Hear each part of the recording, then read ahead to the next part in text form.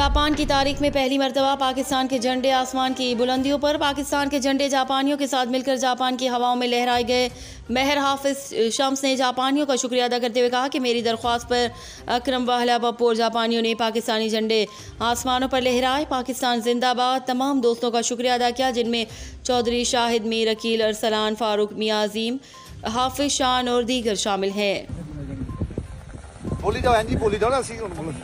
जैसे आप देख रहे हैं जापान की तारीख में पहली दफा जापान की तारीख में हुआ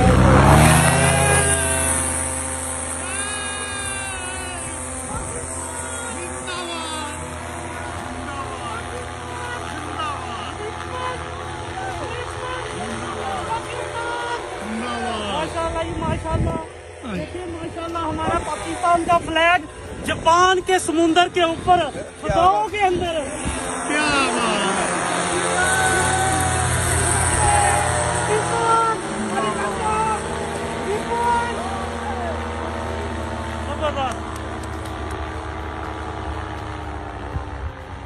माशाल्लाह माशाल्लाह। पहली दफा आप देख रहे हैं कि पाकिस्तान और जापान